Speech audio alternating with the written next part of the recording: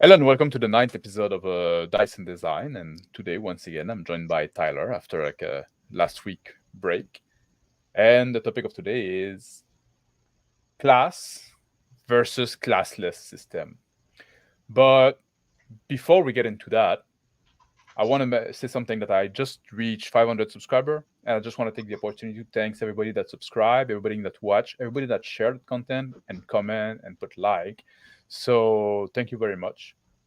And Tyler, welcome back. Hey, good to be back. Yeah. So class versus classless. Mhm. Like the game that we're most, I guess, associated with is for you Pathfinder, Mm. class-based system. For me, Pendragon, skill-based, classless system. So Mhm. already we have something there that maybe we have different tastes on that point. Where do you where do you stand on it? Have you like? I assume you've played both. Yeah, and I actually prefer skill-based systems. Oh, really? But I think Pathfinder's like the wizard of using a sledgehammer to solve a lot of the problems with more traditional systems, um, where they just take the route of, oh, we're going to have like 40 different classes and all of them are going to have 40 archetypes. And if you can't figure out between those how to make whatever it is you want, then, well, we're probably lost here. Which sort of solves two birds with one stone. It gives you almost the skill based levels of customization and freedom with that, while also giving Paizo, of course, the excuse to sell more books. So yeah, Yeah. I do too prefer skill-based system mm, or classless system, mm-hmm, which that's something I talked a lot before. But since we're like we both have bias in that sense, let's talk about mm-hmm. like the good thing that the class-based system Yeah, bring yeah. about. Mm. Um, so I think something that a lot of people will bring up is immediately, which I think is kind of it's mostly true, is that it's easier to get somebody right in with a class based system, right? They can look at things and go, a fighter. What's a fighter do? Well, it says it in the title. A wizard. You got an idea of what a wizard or a sorcerer does, even if they're kind of similar in the same things. The cleric's going to be healing people. Thief or rogue or whatever sort of system you have like that. Um, they let people get into the game quickly and they let people get an idea of at least a major aspect of what their character is supposed to be. Hmm. So Yeah, and yeah, there's this whole question of like niche protection as well, where yeah, everybody yeah, like you can expect. And before we go further, yeah, okay, yeah, maybe we should talk about what is a yeah, class. yeah. Yeah, okay, hold up, what is a class? And I guess this is probably linked to the previous comment, the comment that I made previously about race, because that's also I think that's often talked about race as class, Mm-hmm. which is very old school, which I tend to like, to be fair. And that's also something I talked about. Like I think like a class Mm-hmm. basically is a profession or it's an archetype that you know Yeah. have that is going to define what your character can and cannot do. When we talk about class based versus skill based or classless system, because some class based game still have skill. We can think of like even D&D 5e. You got some skill, but it's still very much a class based game because the main feature you're gonna get from your character are gonna come from your class. There's other like skill based game or classless game. The main way your character interact with the world is through your skill. Mm-hmm. That's the big feature. You don't have something else that come in a big package usually. So class, the typical one, are gonna be like fighter, cleric, thief, magic user, elf, dwarf, and halfling. That'd be like that's when they used to do race as class. And I defended race as class many times in the past in this saying that people say like, oh, it's stupid because like yeah, they would be like elf mage and elf cleric and elf whatever, but those would be like in elf land. If you play like an elf that is adventuring, you a specific type of elf. If you play a dwarf that is outside the citadel, that is adventuring, you're a specific type of dwarf, and this is what is represented by race as class, I believe. You have any thought on that? I went a bit long. Um, yeah, no, I get that. I personally prefer pick race and class, though it can lead to problems. I definitely see why people are against that sort of concept. But yeah, I mean, you kind of said what I was going to say already, which is that yeah, they would have their own professions, and I guess it depends on how widespread. I don't like that it pigeonholes you into playing Mm. very often, and I'm not saying it can't be done, but I'm saying it leads to more. Once you've played one dwarf, you've played a dwarf a million times, and the next time Yep. you play a dwarf, this guy's dwarf is going to look very similar to the last guy's dwarf is going to look very similar to your dwarf, and it feels like you're not playing a character, you're playing a dwarf. You're playing the stats on the sheet. I have stone cunning, I have dark vision, I have all of that. So, but I think once you start getting into mixing the two, Mm. then you can get into more. It adds some uniqueness to it. It adds some. But you see, already when you say that, Mm, that for me, and we can continue on our main topic mm, there, lead to the biggest downfall of the class system in games. That you're mhm, gonna have player playing a class instead of playing a character. And when you add like the race and class both yep, like again combined, then you ask somebody what their character is, who their character is, and they're gonna say, "Oh, it was a dwarf cleric, whatever." It's always like what they're gonna start with. And this is something like I find one thing I always like I say that I like about Pendragon is that it's gonna make you a better role player because everybody's a human knight, so it forces you to find something else to make your character distinct. mhm, mhm, When you and especially when you get in a newer game, when you have like a shit ton of races, people try to make their character distinct by making weird combination of class and race, and like that's how far their thought about who their character mhm, is go. mhm.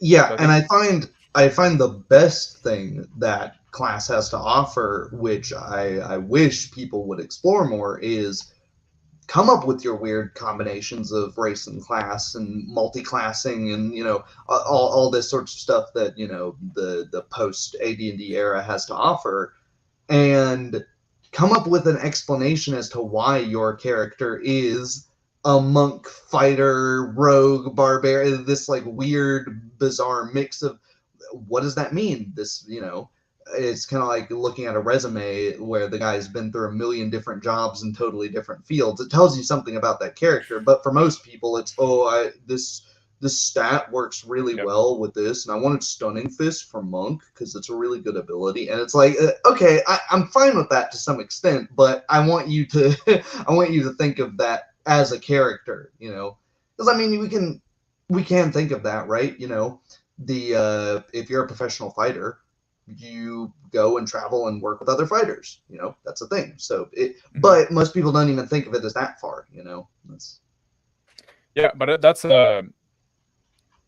something we can also talk about, like mm, the idea of character build when you have like those mm.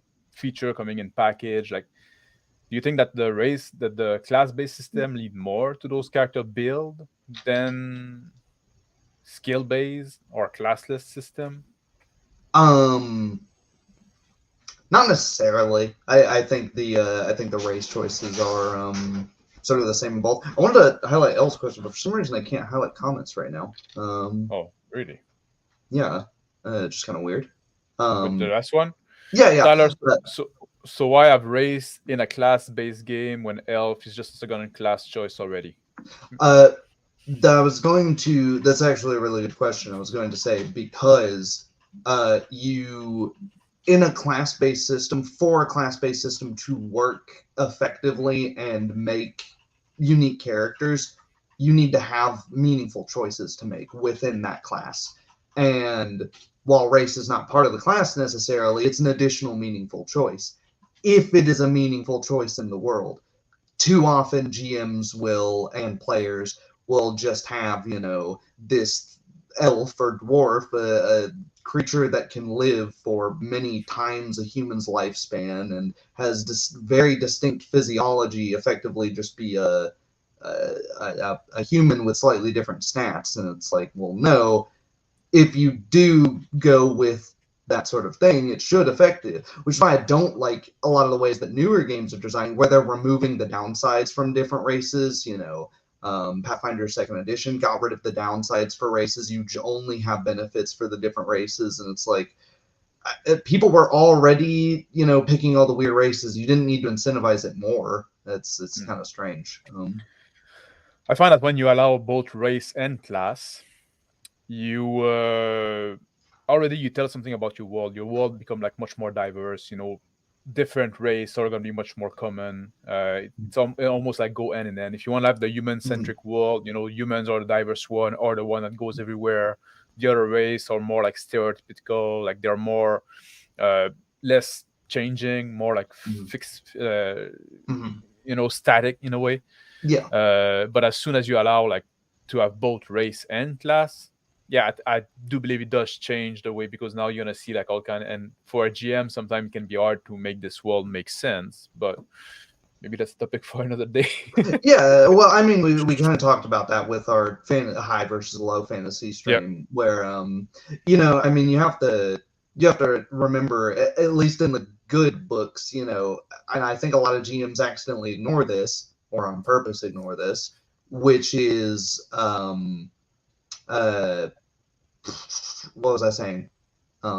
Sorry, I got distracted. I'm reading comments and saying things at the same time. Which is that a lot of these games will say this is a weird and uncommon race. There should not be, 2 out of your 4 or 3 out of your 5 at your table all playing this race that is 1,000 miles away from where you are. There's only a village of like 2,000 of them. They're not supposed to be everywhere, right? And what does it look like if you're an adventuring band of a bunch of weird races nobody's ever heard of, and all the humans are, or all the towns are primarily humans? So yeah, it's things to think about. But back to class, yeah.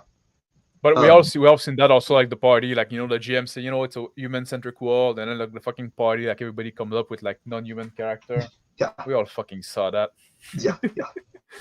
Everyone play an elf or a gnome for some reason. Yeah. Another benefit of a class-based system, oftentimes like class-based come with level-based.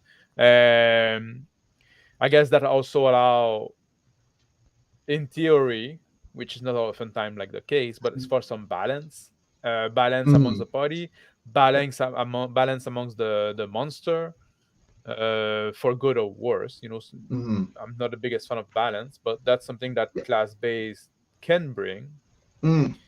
Yeah, and I think I'm also not the biggest fan of balance, but we can look at a system like GURPS that is classless, where you can run into the problem of given infinite freedom, and you just go, oh, luck affects all of my rolls? Well, I'm just going to pump everything into luck. And, you end up with the same problem of, instead of a table full of elves, you've got a table full of homeless people with maxed luck. And, so there's an extent where imbalance can go so far. Like, that's a level where the imbalance starts to not be diegetic. It's not in the world. The imbalance is now very gamey and mechanical, and you don't want to be sitting there at the table thinking of the mechanical balance. If that makes sense. And what else say, like class-based system, know your role. That's what I was referring to, like this, the niche protection. And this is also something like I'm not necessarily the biggest fan of, because depending on the type of adventure you play, but like sometimes like does the GM has to make sure that you give something to do to the cleric, and give something to do to the fighter, and give something to do to the mage, and give something to do to the thief, and give something to do to the... And oftentimes, if you don't have enough meaningful choices within your class, when it's done poorly, you can pick a fighter and then have maybe a session where you don't even get into combat because everyone else does such a good job at avoiding the combat encounters, and you're just sort of sitting there like, why am I here? And you can think like if a player like is playing like a barbarian, type Mm, character, and yeah. then you like, are you gonna go into like the, oh, now we got like a story arc that is like a lot of political intrigue and stuff like that? The barbarian's gonna fucking sitting Mm, on his ass, like doing nothing. So I think there's that as well. Like it can paint you in a corner sometime, like put you in yeah. that box. Mm. Um, Yeah, we often hear of trap options where you pick this. I think they're a little overstated, but the options where you pick something that's like hyper specialized, and then you end up like running into that situation once or twice, and it yeah, kind of feels like you should have been an NPC. yeah, yeah. And there's also like the option, like, oh, you play a monk at some point, like, well, you're gonna put like people in jail, take away the weapon, take away the spell book. Well, the Mm, monk is still alright, it's just like, yeah, and then you yeah, become like a, I don't know, they're just like, yeah. there's this thing where like, because you get so many features that come from your class that are intrinsic to your character, Mm-mm. it does tend to put you in a box, I find.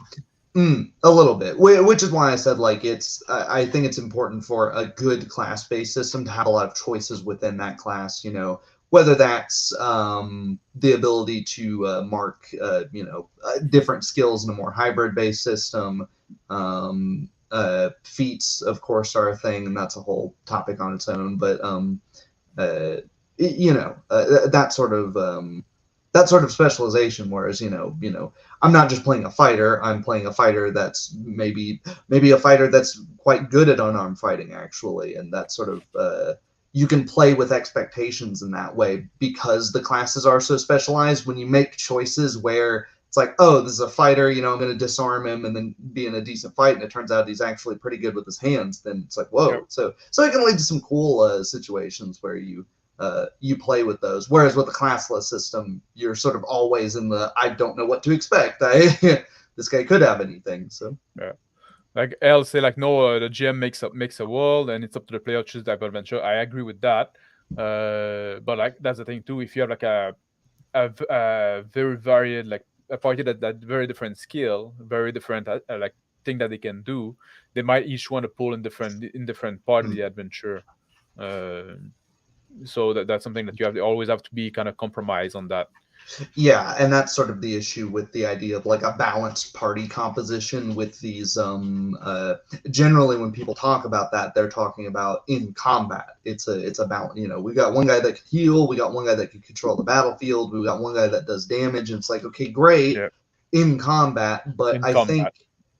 but I don't even think in the like most gamist tabletop sessions I've seen, it's been 100% combat. So what are you doing when the wizard runs out of spells and goes, I actually don't want to get into combat? Or you Mhm. have the guy there that's just the sort of face roll in a balanced encounter.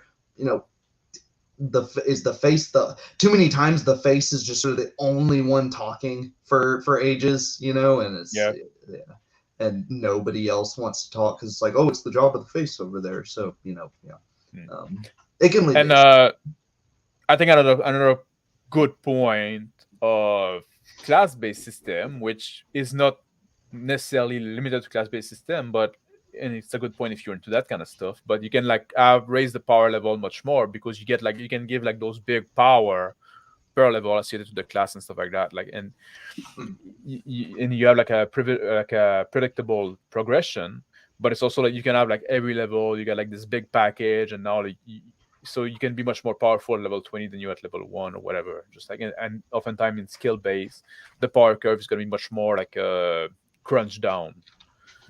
What do you think? That's fair assumption? Yeah, I would say so. Guardian of the Rune made an interesting point, which is that class games are just classless systems with all the choices made for you. I see where you're going, but I don't entirely agree because, well, okay, it depends on the class-based system, right? But I mean, And on the class um, list. yeah, but like fighter and 3.5 D&D, um, uh, you get a bonus feat at first level. Yeah, Yeah, they have decided that you get that bonus feat, but you get to choose what it is. yeah. Out of the list of like hundreds of options that you have in 3.5. So But it does narrow down your Yes. choice. That It's that we if can you say pick that a as well. fighter, the designers have already chosen you will not have Yeah, magic unless you choose to multi-class into a class that does have magic, yeah, which is in and itself, yeah, yeah. we can talk about now like the classless system. Hmm. Are classless system always like skill based? Are they always like equivalent? Like are they like synonymous? Or could there like other type of class based classless system? I would guess the other one would be like aspect based, would be Aspect based, yeah. yeah, classless like Fate. Fate's the only one I've played, but I don't really Yeah. I don't really know how to square that away. My interactions with the aspect based systems where I played them once and were like, I don't get it, and, Yeah. and then stopped touching them. Let's put a pin on that one for Yeah, later because yeah, I want to talk to about it about the yeah. aspect based game later. Mm, But yeah, that would be another way to. Okay, so now let's say like classless. Let's just say like skill based system yeah. for now, Mhm. right? So skill based system. That's going with what Guardian of the Runes say here. One Mm, thing that oftentimes say, oh, you have the freedom when you choose your when you create your character, when you evolve your character, you have much more freedom. Skill-based system that we can think about, like Pendragon is one, um, mm. Call of Tulu is one, Yep. the Burning Wheel is a skill-based system, uh, Traveler, Traveler, Shadowrun. yeah, yeah. So there's a bunch of them. Mm. Maybe even more so than class-based nowadays. I think Class, so. Yeah, if you group like all the D&D type game, yeah. D&D and D&D clone into one, Mm. that's pretty much. I'll be right back, Tyler. I'll let you keep the chat a bit. Yeah, so like class-based systems, I mean, you have Dungeons and Dragons, clones, Dungeon Call Classics. I'm drawing blanks here, but yeah, there are quite a fewer class-based systems. Come to think of it, and I think it might be because you have to spend more effort into thinking up a full system for a class, whereas a skill just gets to live on its own. It gets to be, you just come up with, here's a skill, here's an ability or trait or whatever other subsystems you have that you end up picking. Do you think Um, that do you think that there's also like a lot of people that design games outside of D&D and D&D clone try to do something different? They try to move away from. I guess the Palladium books would be class based as well with the OCC. yeah, that's Yeah, true. that'd be Um, one. But oftentimes, like people that design, like you say, I'm gonna make my own system, and it's not gonna be D&D. They want to do something different, so they say, you know what, it's gonna be yeah, no there's class. there's It's oftentimes definitely like the first thing. yeah, there's definitely a consideration for not just making what's already out there, and definitely not just making the most popular thing that's already out there. Hmm. So and people, I mean, you look at D&D, and what do people like doing? People like doing their weird homebrew, unique stuff, and I think that kind of speaks to a desire to play a system that doesn't pigeonhole you as much. If you are one of those players or GMs that likes homebrewing a lot of stuff and changing the classes, making your own classes, because that's effectively what a skill-based system is. You're just choosing your own class. Yeah. Oh yeah, Shadow of the Um, Demon Lord as class. I never played Shadow of the I Demon haven't Lord. either. I never like, looked at it, so it didn't come to mind. Hmm. Isn't that like some kind of like a D&D variant as well? Is it very different? I'm Yeah. not positive. That was my impression, though. You can inform us, Nemor Cowbell, if we're wrong. Yeah. Yeah. Um, So this thing about like the freedom, like you get to make more choice in you get to make more choice in skill based system. Is that even really true? To be honest. I was going to say, because one of the issues with classless systems, skill-based systems, is that you're sort of giving players you're giving them the rope to hang themselves. The Dice Tales crap phone mentioned Karl Marx earlier, so that quote came to mind. In that, yeah, you've got all this freedom. You could put, say, 1 point in every skill in the game, if you wanted, but that Yeah. would be terrible, and you probably wouldn't have something that's really playable at the end. Mm-hmm. it would be role playable, but would it be mechanically, would you end up living? The rest of the characters would probably feel like you're dead weight. They're having to pull you around everywhere, and very directionless. Generally, what ends up happening in a skill-based system is people end up specializing in something to the point that they end up sort of making a class anyways with a few different Exactly. changes. And Yeah. oftentimes the party will want to spread their skill. You're gonna specialize on those things. I'm gonna specialize. Try to be a well-rounded party. So Mm. they're basically recreating the classic D&D or class-based composition in a way. Yeah, Yeah. like in even in Shadowrun, where I would say like the big differentiation in like a D&D type game is, does your class have the ability to have magic or not? Because if they don't, then they're probably never going to get it. Mm-hmm. If they do, they're probably going to be crap at fighting. Well, okay, Shadowrun, you can be kind of good at fighting and kind of good at magic, but then you'll be kind of crap at both of them. You won't have a very big die pool in either of them, and the same thing is achievable in a class-based system, ignoring setting here, of course, but like a rogue in 5e or 3.5 or pretty much since 3rd edition can take like minor magic and get cantrips and first level spells and stuff. Or so is that in class choice really that much different than making all of the choices yourself and happening Yep. to align totally similarly? That can happen a lot, at least. And another point also like that oftentimes happen in classless game, in skill-based game. A lot of them have the mechanic of like, oh, your skill increase if by some kind of usage, or if you get a critical on the skill, you can like make a check. If you fail, like like Call of Duty, you fail your check, you put a check mark in the box next to the skill, and then you can like test it to increase it. So again, you don't really have choice there either. You're gonna have some at character creation. Mm. You can have like some starting skill that are gonna be better than other, but then the skill that increase, especially when you don't have level and just like the skill just increase by usage, then you don't have a choice really there. Mm.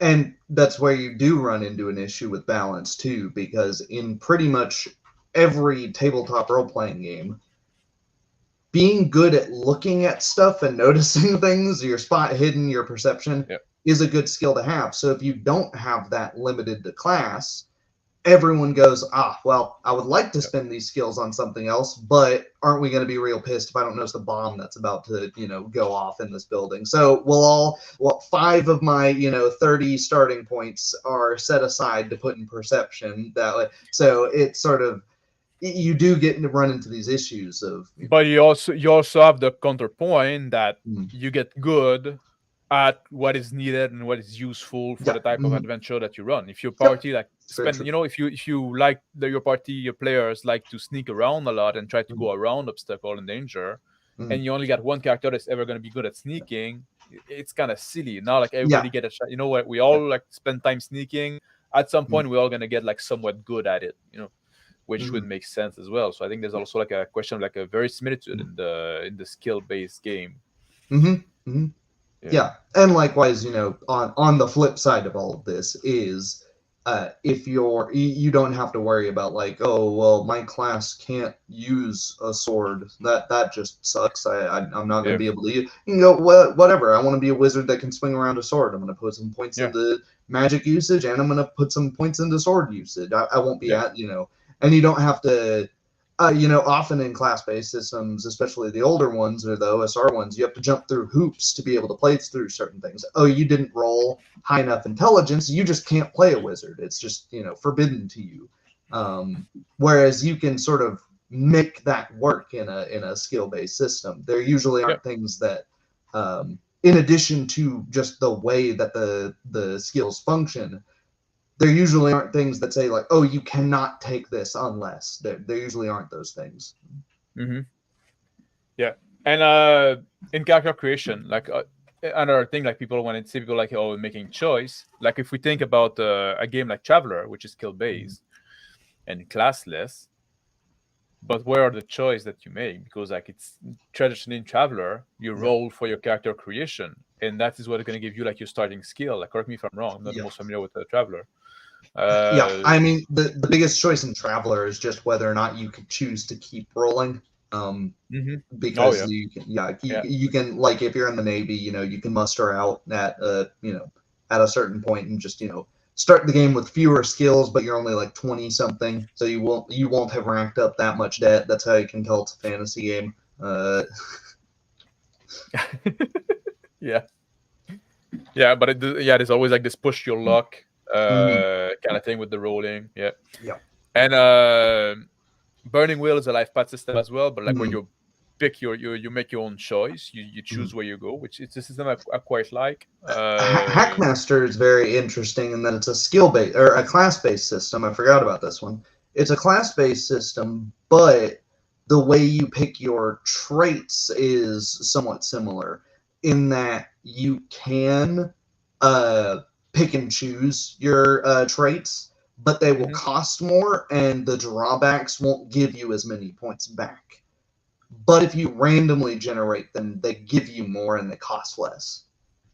Okay, so it's like class based, but you can pick something from a different class. Yeah. Yeah, and we like there are obviously like hybrid system we mentioned earlier, like some game like some class based game gonna have like a skill, uh, still Yeah. some skill that you Yeah. can use, but that doesn't necessarily make an hybrid game. What I mean by hybrid game usually it's you're gonna pick a class like Hackmaster. What might be that you pick a class, and this class is gonna give you assets of skill, but then after that everybody can level up in any skill, maybe Mhm. maybe at a higher cost or stuff like that. Yeah.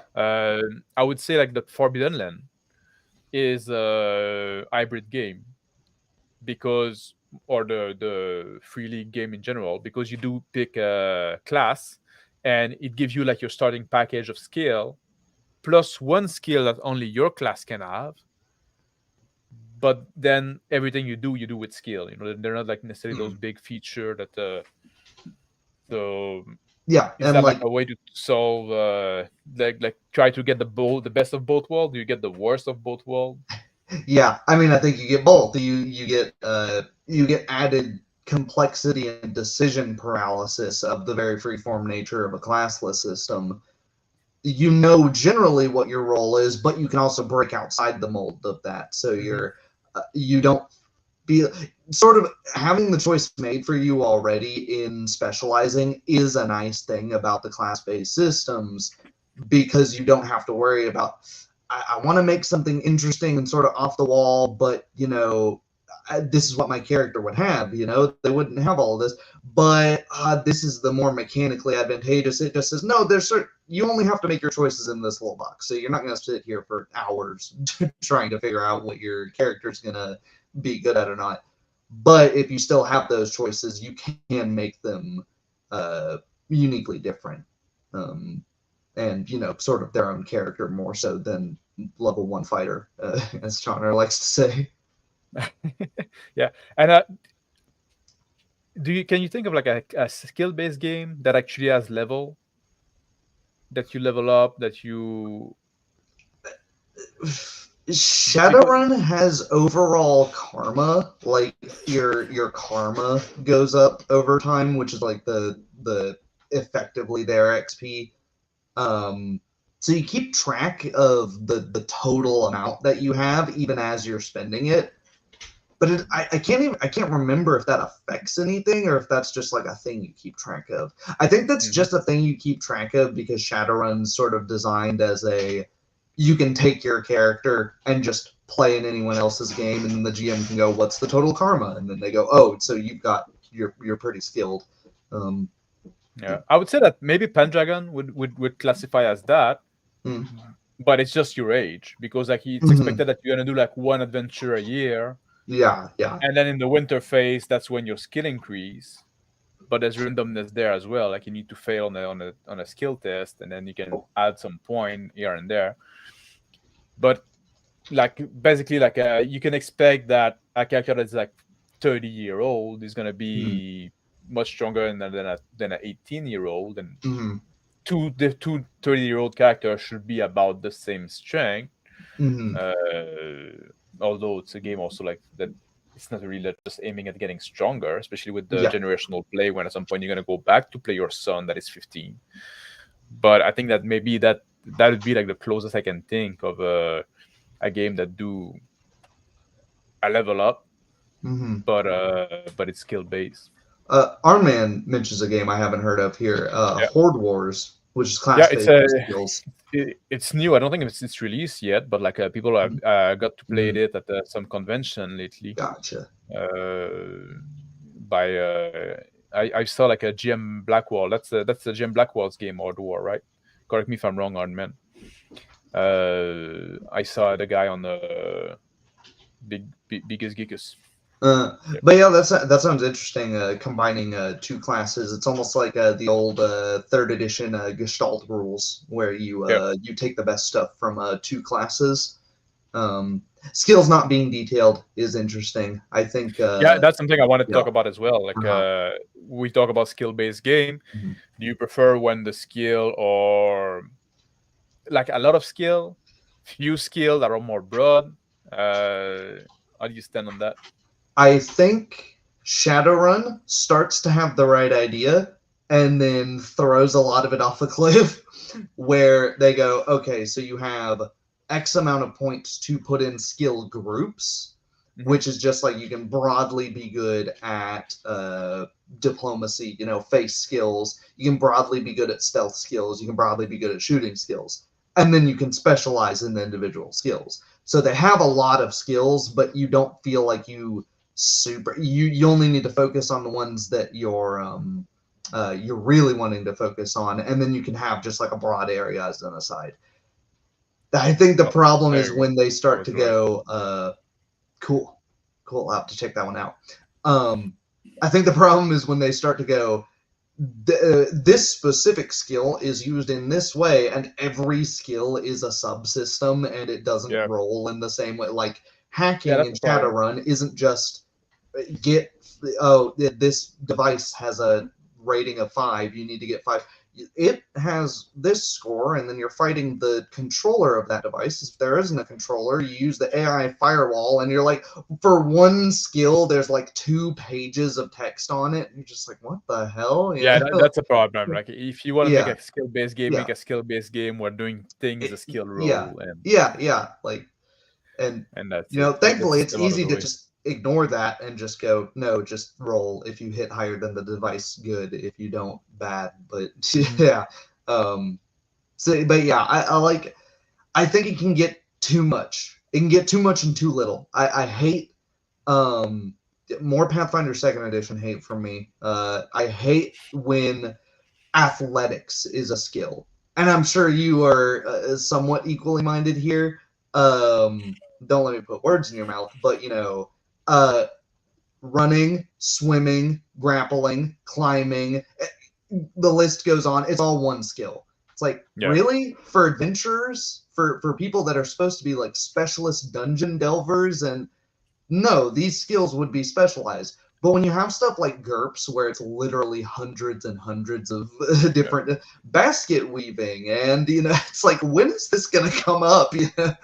Like, I think there's yeah, a nice middle ground. What are your yeah. I think thoughts? I, I think like the skill list in Burning Wheel is like 60 page, and they don't have like long description. It's just like, but yeah, it's kind of insane. But it's also like you don't have like a sheet with all your skill listed. You just like Mm, have blank space, and you add mm, the skill that you actually have, which shows something a difference that we can see. We can talk mm. about like Pathfinder, running, but climbing, and yeah, lifting stuff. I think that there should all be like different skill and yeah, swimming and stuff mm, like that. But like mm, and that's what I do with Winter Down. Once you mm, get good, like at a few of them, you should get good, like better at all of them in a sense, mm. because like you just become a more athletic person. Like if you do Yeah, like a there lot of like rock is. Yeah, climbing and you yeah. swim a lot and you lift heavy Yeah, stuff, you we know, we talk about anything athletic. Yeah, athletic crossover a lot. I have yeah. one of my new students in my human classes is a swimmer, and Hmm. he's very good at the like in and out movement.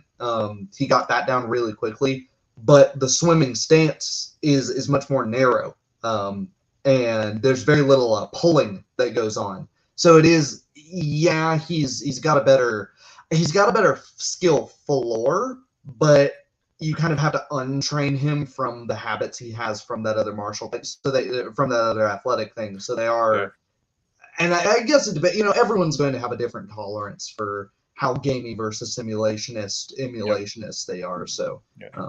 but yeah. But and in the sense of like number of skill, I'm in the mind that I prefer I prefer a skill that are more narrow and have more Yes. skills. Yes. In my experience, I found that when you play with people, that when you have like maybe 6, 7, 12 skill, maybe like a short list of skill, but the skill are very broad. I find that people tend to look at the character sheet more, looking for what button to press. They want to Yeah. do something, and now they're gonna look at the character sheet and they're gonna try to find the right skill if there's a skill that can do it.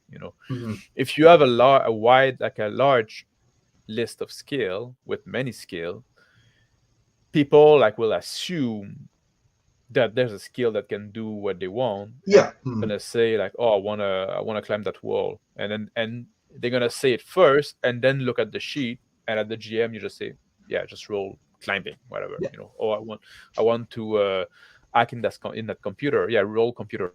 Yeah. That's the skill you want there. So you can intervene right away. So it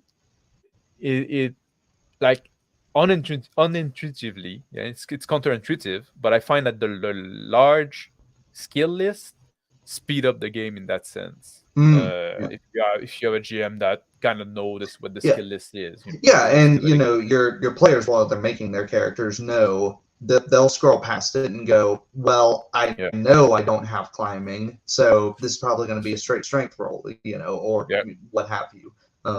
So it speeds up it removes the asking the like, can I use this to do that, and like they just, it's like, would this be like a diplomacy skill, or would this be more of a that sort of thing, that when they are there's too also broad, that as well. Yeah, yeah, when it when just there's like, too yeah. broad and you have like an activity that kind of Uh-huh. come like on the merge though. It's always like Mm-hmm. even in the ND5e, it's always like between athletics and acrobatics. Yeah, because You know, they pared down the skills in a really weird way. Like they're yeah. implying that it implies that acrobatics are not athletic.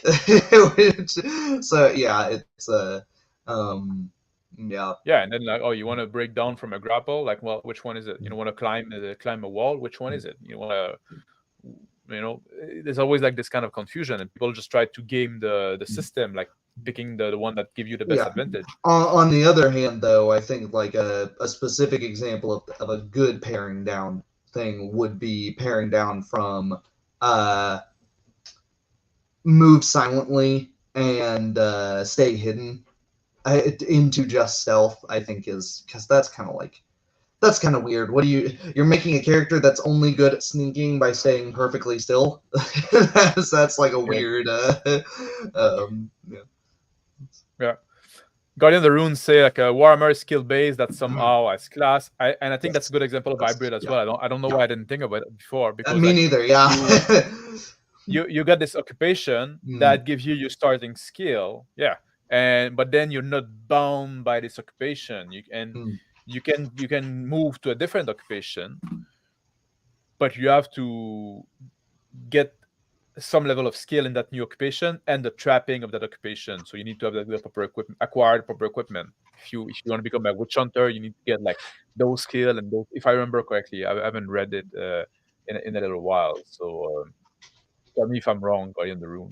No. Yeah. That's pretty Yeah. much on the money, which is cool because that sort of is relevant to the more skirmish based fantasy games there, that where you can hire mercenaries from. It's not as fixed as the Warhammer 40K stuff, where if you're in the Imperium, you're playing the Imperium. Yeah. And I said that we're going to put a pin in the aspect game. And I think it's a good time as any to get back to it now, unless there was other thing you want to talk about, like the skill base. Um, I don't think so. Not right now. I'm sure we'll walk Well, our way back to it, we'll but come back to the tree yeah. type later Yeah. on, like in more general question. The aspect game. So the one I'm Yeah. familiar with is Barbarian of Lemuria. Hmm. There are Fate that you mentioned earlier, Yep. and there are a few out there. I know that my friend like Victor Gorchev like is working on one with its 2D8 system is going to be aspect based. So Okay. yeah, in the future you can look forward for that.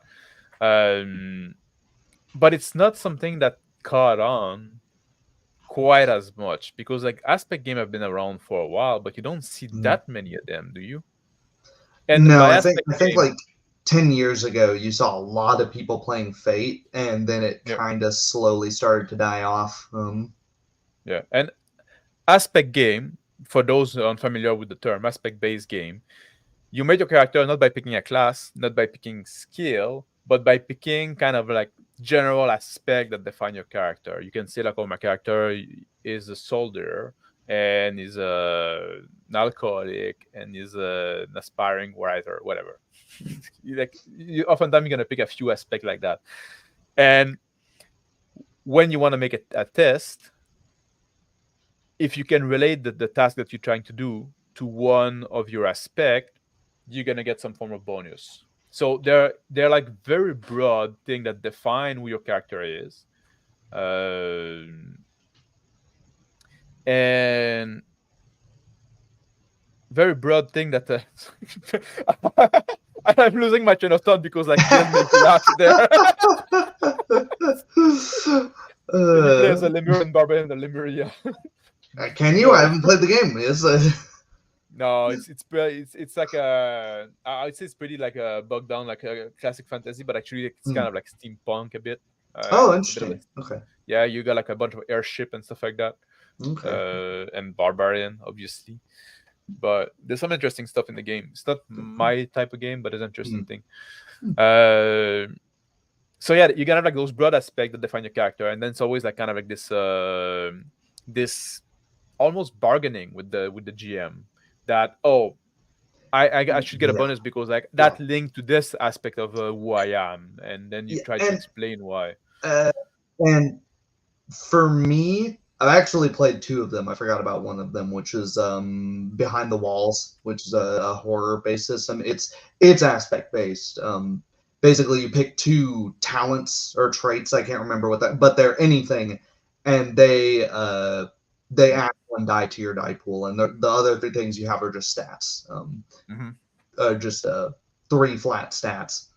Um, and I think yeah, it runs into the issue of being too gamey, and you run into a lot of these issues where like the game itself is encouraging you to get into arguments with the GM almost, which is not even Yeah, arguments, but you're just somebody's trying to stab you, what should be like a quick tense situation, and the tension's totally broken by going, uh, I was a mechanic. Can I use my screwdriver to stab him in the neck? And it's like, yeah, Billy, you can use. Well, no, because he's got like plate armor. It's like, why does he have plate armor? What does this say? And you end up talking about it like out of character for like 5 minutes before you actually resolve the mechanic.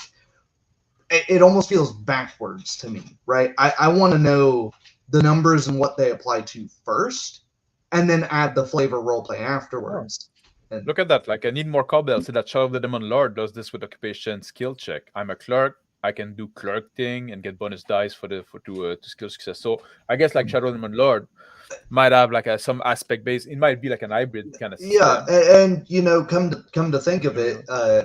third edition D&D up to 3.5 Pathfinder has the profession, which is just sort of a pick a profession from any of them, and you can roll that in place of other skill rolls.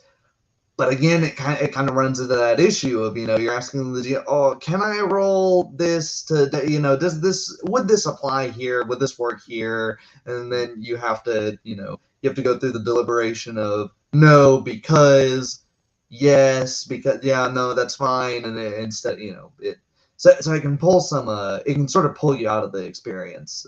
Yeah. Jordan the Rune said that Shadow of the Demon Lord and Castle and Crusade basically use aspect instead of skill. I can say like in Castle and Crusade it's kind of like that because they say there's no skill in the game. It's a very much a class-based game, Mm, But they say if you do something that's related to your class, like you play a thief and you do like thief stuff, you can add your level to your dice roll. and Uh, so in a way, and it's left like very loose of what does it mean. Like if you're a fighter, do you add the bonus to your attack roll, mm, or when you if you try to there's always like, oh, I'm going to it build that yeah, tree. I was a soldier. Like, that's yeah, something we do. Like yeah, so there's always like this kind of like washy nature to it. And that's I think the biggest drawback of those aspect games that are mm, very you need the right kind of player because like otherwise it can leave like to this bargaining thing. yeah. Or you need the right kind of GM that is just going to because you don't want to have to like inform your GM of like, well, no, this makes sense because Yeah. X, Y, and Z. If you know more about soldiering than the GM does, and you need to like you need to have a little history lesson all of a sudden. So I mean, I guess it is something where you could go in the in your session 0, your session -1, whatever. You could have a lot of this conversation beforehand and go, okay, what's your aspects? Okay, here's what I'm thinking this is going to apply to and things. That way we can already we don't need to have a conversation about it in the game. Yep, you can roll this on this, and this. And then it'll pop up less frequently, maybe. And pure aspect games are Mm. often the one that give you like the most freedom in who your character Mm-hmm. is because Yeah, sometimes they're just gonna be like completely free form. yeah, You define three aspect with the GM. yeah. You make up what they are. You Mm. write 3 lines. It's one sentence. It's gonna be your aspect. You can put whatever you want, or just like one sentence, 3 words, whatever. Like the different Mm. game can do it differently. But I think in terms of like freedom, yeah, it gives you a lot. This freedom does come at a cost, though. Mm-hmm. You say, The other downside, because I have seen people, I've played the game when they tried to solve this, which is the GM was the one that rolled everything. I'm not a fan of that style in general for other reasons, but specifically on this. mm-hmm. That way, you don't end up having the conversation at all. But now you're totally down to GM fiat deciding, yeah, that applies to this. This is what should be rolled. No, that Yeah, should. I think a way that you could run this is if you trust your players enough to roll their own dice to decide, yeah, oh, this is the situation I'm in. I'm rolling this because we're in, oh, I don't have an aspect that applies. I'm just going to roll pure stats and take the L here. So you need to. It's like a very high trust system, I would say. yeah. That's what I was saying. Like, I think you need the right kind of player for that kind of game, and oftentimes, like that's why it's often linked with more like storytelling game or Mm-hmm. narrativist game. I Yeah. would say like Yeah. people like you. I don't think it works that well with people that try to win at D&D. Yes, Uh, exactly. Yeah. If you're trying to play it like D&D, I don't think it's yeah. yeah. Um Bill Welchon yeah, say yeah. I've seen the Yeah. background controller games like works like aspect. I'm a noble. I can get my prof bonus, so I can. Yeah, I agree. You can do that, and Yes. it's not a bad idea to do. But that's again like saying like you can have skill in a class based game Mm, doesn't make it an aspect based. It's always like yeah. it's something that you can. When it's like one little bit, I think that's a nice thing to have. Yeah, Because yeah, like again, another reason why I said at the beginning, I'm coming back to this a little bit. I'm trying not to get lost in the weeds, but why I said at the beginning, I actually prefer skill-based systems, even though I mostly play Pathfinder, because Pathfinder also has traits. They have the like, here's your background stuff. This is what you did before, your adventure and career, and it gives you, some skills that you wouldn't have been able to get in your class. It gives you, so I like mixing sort of the best of all of the worlds, or like we said earlier, the worst of all of the worlds. yeah, Because I think the more that you mix the systems, the longer it takes to make a character. I think that's yeah. the biggest drawback. Arman said I played in a GURPS game where we were a teenager and I had to describe my background, farmer, so you could only have farm skill, animal handling, teamster, gardening, quarter staff. So that's almost like doing the hybrid aspect and skill Uh-huh. base. Wasn't Yep. fun though, which well, I don't Well, it's GURPS. I think GURPS has only ever been fun to think about and to play in Fallout 1 and 2. Well, yeah, it's not even GURPS in Fallout 1 and 2. They removed the license in last minute. yeah, but But I'm not gonna lie, I never played GURPS. I just know that it's the meme to laugh at GURPS and saying that's but it's like I'm yeah, the meme guy. a little tangent. The only person who consistently injured anyone in my HEMA club was a fan of GURPS. So Oh take from really? that what you will. Yeah, GURPS players are murdering psychopaths. That's if you like GURPS, that's fine. I like trash systems too. All right. So now that we kind of talk about like each like the three, I think those are the three big types of game. Like I think usually a role playing game. There might be like some rare exception here and there, but I think like usually like role playing game can be classified in one of those three categories. Doesn't mean that's the only thing that matter in role playing game, and oftentimes they're gonna have like aspect of of the other part as well. Yeah. But I think this class base, skill base, and aspect base, Yeah. I think are the three big category. Yeah, there's one that I have not seen a game other than Shadowrun do. Let me know if there's a name for this and I'm just uninformed.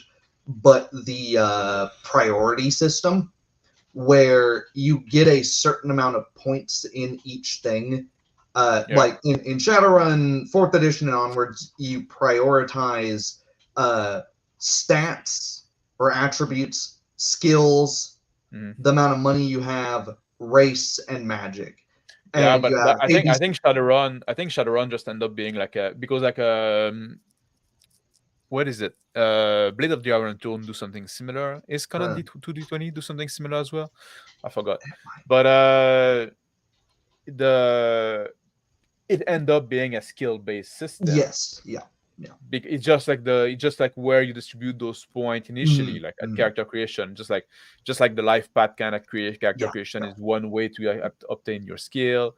The picking out occupation from Warhammer is one way to get your skill. That's their way to get their skill, but I think it's still like fit in the skill base.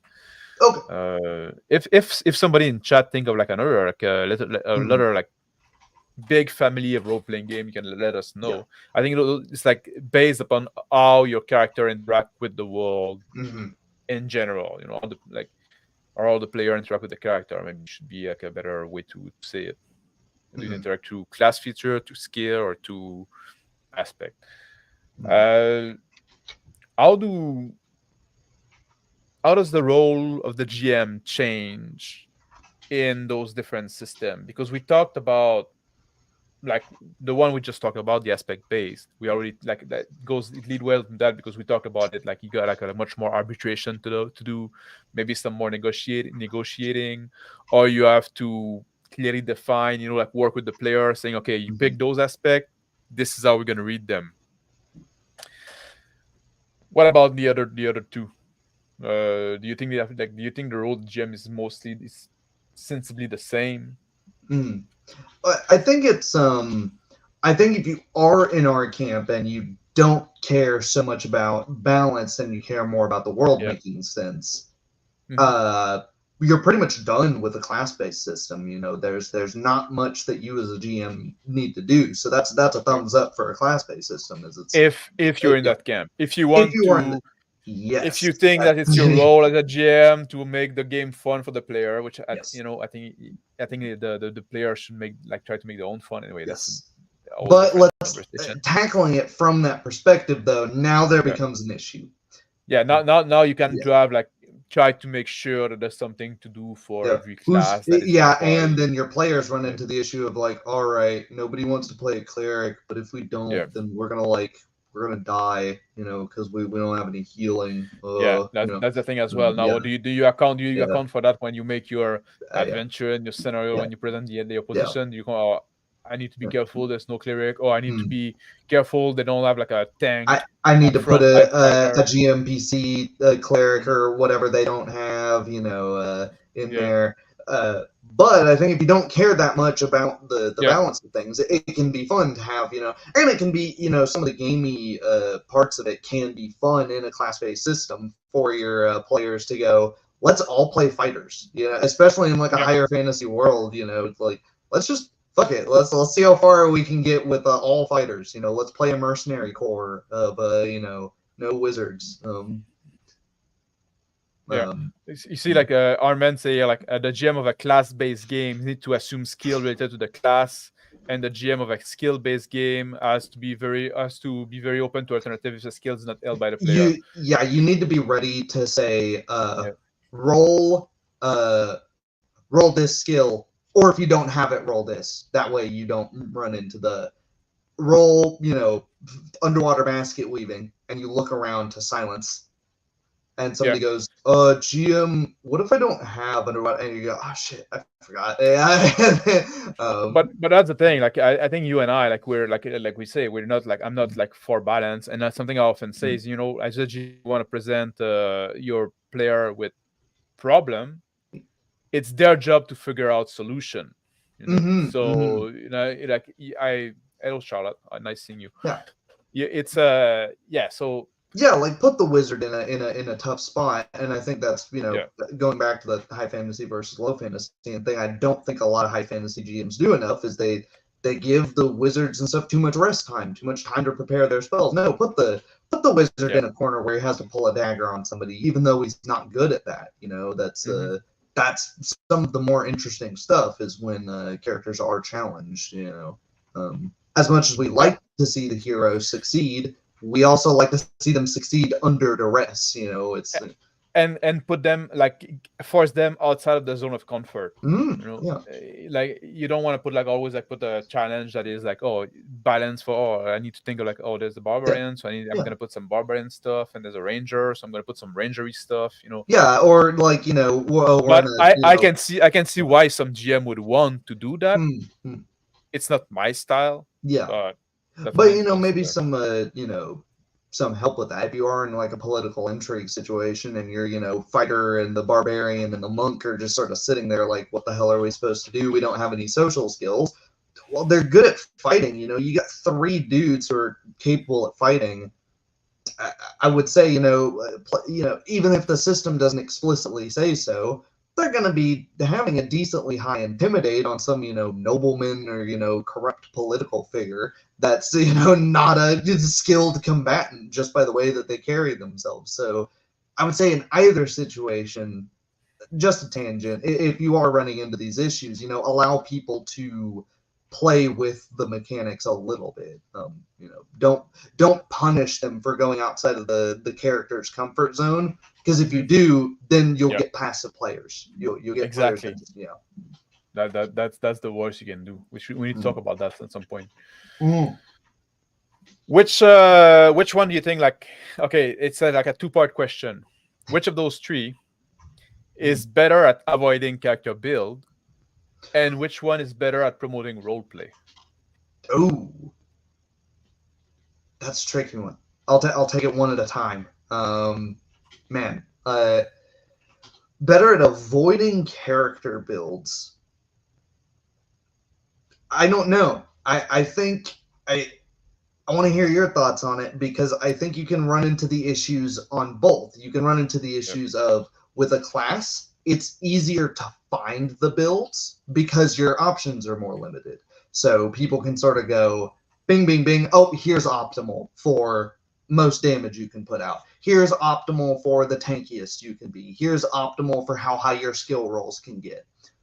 Whereas with a skill based system, your players are going to be more likely to go after a build because they might be confused, they might be sort of lost, and they might be like, "Well, I don't want to build something that's crap, so I'll go looking for a build so I can get some of the narrowing down that a class based system would have given me." Hmm. So, what are your thoughts? I can see it both ways. I think the well class based system gets very bad with the build thing. Like it opened the door to build thing when you allow multi-classing. It's the multi-classing Hmm. that lead to the build thing. Oh my god, yeah, yeah. Just to interject, back in 3.5, every single character took 3 levels in druid, 1 level in cleric, or 3 levels in cleric and 1 level of druid, because it was those classes were just broken and you could get ridiculous things off of them. So nobody ever went, Yeah, the full 1 to 20 of any class. It was so yeah. No, I yeah. definitely get what you're saying there. It's a like those dip, and you can see that with the nowadays, like some of them like they even have a look for like the pally look, that like the people that do like Mm-hmm. a mix of paladin and warlock, because they're both charisma based caster, Yeah, and but like thematically it make no fucking their GM sense. never considers that, like, Mm, hey, depending on the god, what god are you worshiping and getting all your powers from, because they're probably not mm. going to be cool with this weird demonic patron that you're, Well, that's 5e, so the paladin doesn't get his power from worshipping a god anymore. You can be like an atheist Oh, paladin. that's right. Yeah. You just get your power from, I don't know, believing in yourself or being having a friend around you. I don't know. But yeah. So I think like when you allow multi-classing, class base become very bad for the build. If you don't allow multi-classing, then you get rid of almost completely this problem. In skill-based game, it really depends on, like I said, like in if you like in games that your skill is going to get better as you use it. Well, you don't really have build either. You're gonna have like in character creation, you're gonna pick some skill, but it's not really build. You just like get better at one thing or not the other. You can like choose to be more specialist, more like a jack of all trade and stuff like that. You have some option, but I don't think that goes far enough to classify as a build. um so that me aspect base, there's no room for a build because it's they're too simple in your character creation, in the sense Yeah. that Yeah.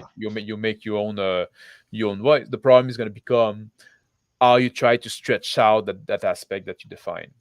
uh, that's where it's going to go. I Mm, wanted to reply to some people that something that people said in chat there. yeah. Armin was saying, I had a player roll up a druid for the mega dungeon we were playing. I didn't add a bunch of plants, didn't really think about it. Then he casts Stone Shape, and Dang is in the underground. Exactly that's what I was saying when I say like you're there to propose like problem. They're there to find solution.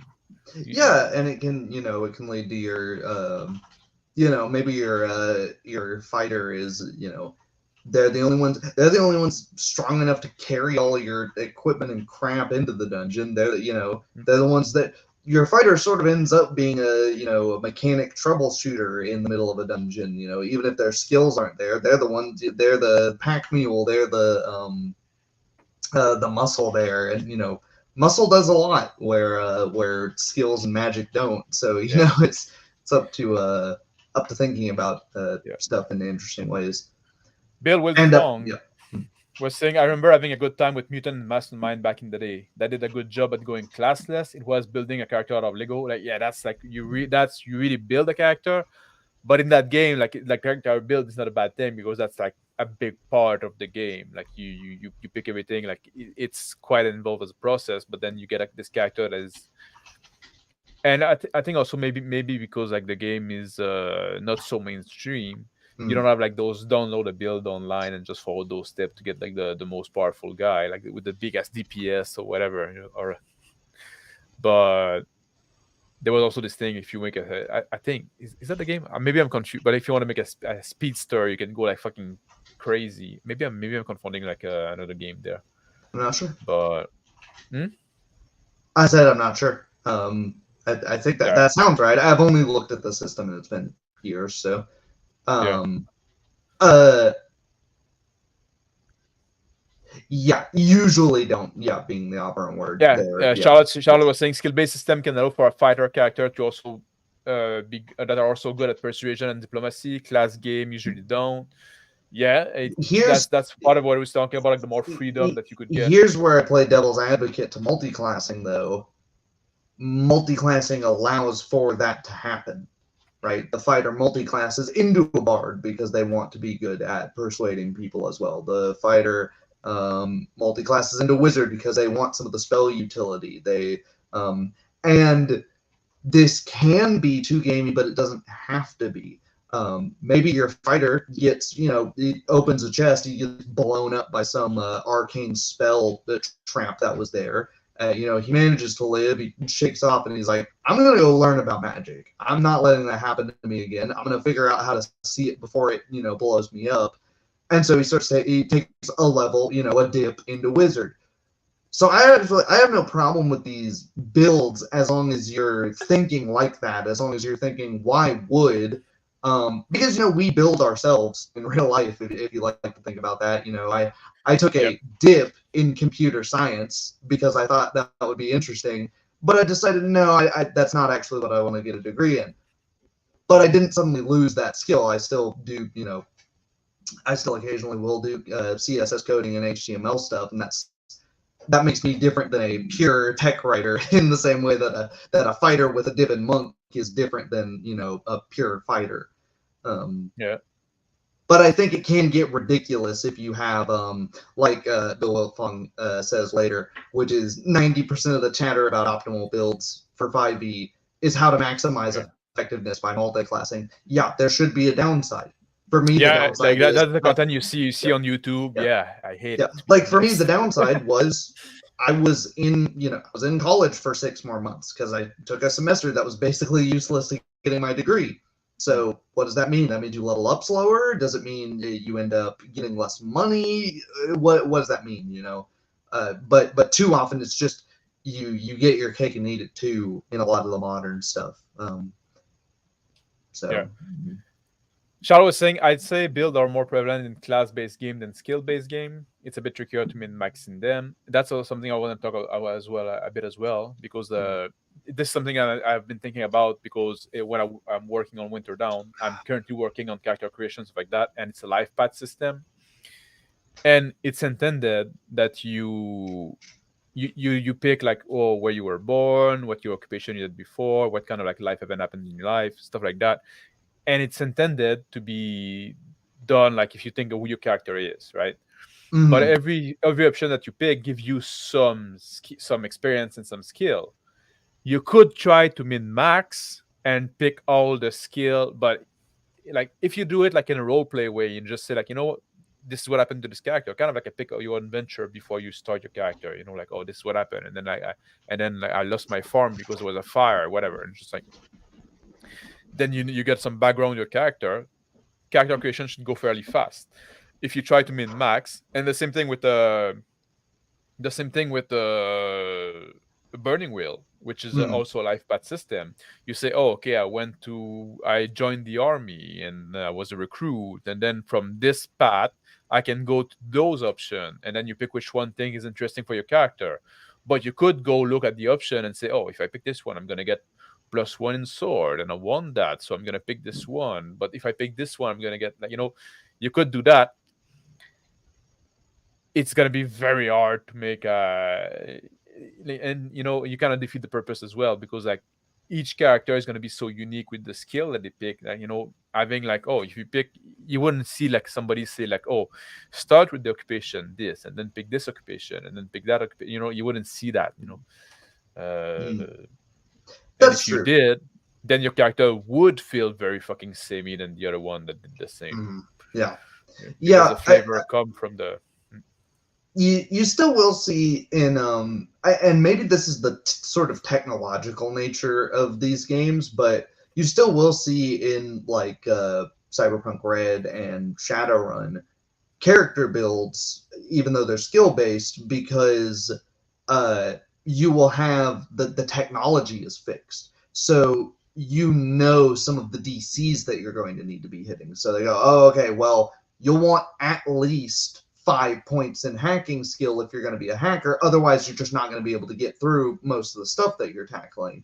And then, the most common, deck you're going to be up against is, going to have a rating 6. And if you assume the user's got 5 points in it, that's 11. So you'll want at least the same thing, probably more. And so you're, maybe that's more on the lines of metagaming than on a character building in the other sense. But also, your character is going to know how tricky the stuff in the world is too, so they're going to be building towards that. But that might be specific to the high tech. There's also the thing that if you want in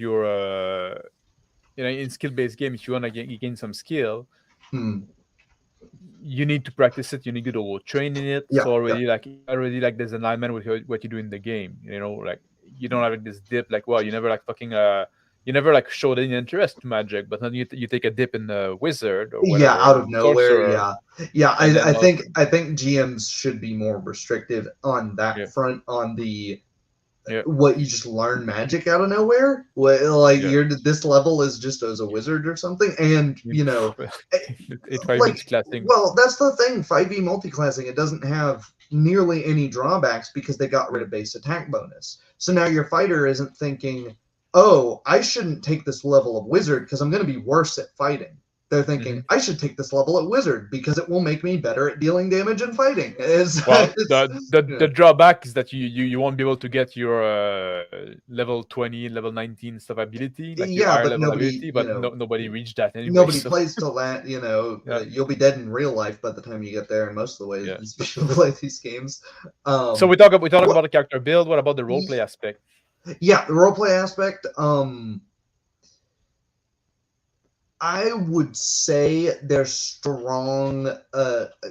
I would say I'm basically agnostic towards them, which is to say that somebody who's not a role player is going to pick the skills to make the Hmm. mechanics work for them. Yeah, Somebody who's not a role player is going to pick the class to make the mechanics work for them. Somebody who is a role player is going to try to make the mechanics role playable. They're going to build a character in a skill based system. That makes sense. They might have some skills that are like, this is not, I don't know if this will come up or not, but this is what this character did. This is what, it would just make sense for them. Or in a class based system, they'll go, this feat isn't optimal for me to pick, but it's what makes sense for the character. It's what my character would do. you see, the like you say that, and it make me think like I feel like the skill you pick in a skill based system inform you on your character more than the class that you pick in a class based system. You know, you decide to play like a fighter, a human fighter. It doesn't say that much about your character and it's not to fight. You pick the skill like and especially if you have life path for getting your skill, but you know, like even if you just like point by, you know, like you put point in x number of skill and you decide to put all your skill in gun, well, I know something about your character is gun obsessed, you know. So I think there's a, I don't know why you lost your access to highlighting the chat. It's annoying. Yeah, I don't either because I wanted to star Yeah, Bill's I last saw you comment. wanted Yeah, to start something. because that's a great comment. We'll talk about that Yeah, later. Um, yeah, but yeah, no, I see what you're saying with that because uh, hmm, what's the best way to say it? If the class based system has very few choices other than you pick fighter, you mhm, pick human, or even just one of the two if we're racist class, then yeah, you can run into that. But if you're making choices within the class, so you pick fighter, okay, well now you have this many skill ranks to put. Where are you putting those skill ranks? Okay, now you have a bonus feat. Okay, now you have a subclass to choose from. Then we've got something much more specific. Let's say we're picking a phalanx fighter. Okay, maybe we're probably an ex-soldier now rather than a mercenary for hire. Why did we stop soldiering? Most people don't think that way though, and I maybe the games don't encourage you to think that way, but I just can't help but think that way. yeah. Whenever I look at something, I don't go, I But don't look. even when you pick the feet and stuff like that, you're gonna pick like based on like they're all like because they're big chunk. You know, Mm, skill yeah, increment is like smaller chunk. mm, Feet, feature, class feature, they're big chunk. When you pick them, like you're usually gonna pick them for the mechanics first and foremost. yeah. I suppose so. I suppose on one way with class based, you pick the mechanics and then you're building the character from the mechanics. With skill based, it's much easier to start with a character and then apply the mechanics to that character, Hmm. if that makes sense. Yeah, I think and aspect base. I think aspect base. I think the point of aspect base was to encourage role play. I Yeah. don't know if it succeed though. I don't know if it succeed. In my experience, it doesn't. In my It experience as well, but maybe I just not have been with people that are used that type of game, yeah. that are like That's in what the I right type was of mindset. going to say. The couple of times I played it, it was either very reliant on GM fiat, and it felt like only one side of us was playing the game, and on the Hmm. other side, it just felt like we were all sort of stumbling through a very bizarre experience. Like it felt like trying to play a tabletop for the first time again, and Yeah. maybe if it was your first experience, you would have a better way to do that. Uh, Darren Yeah. Pinkerton, an aspect-based game is Fate.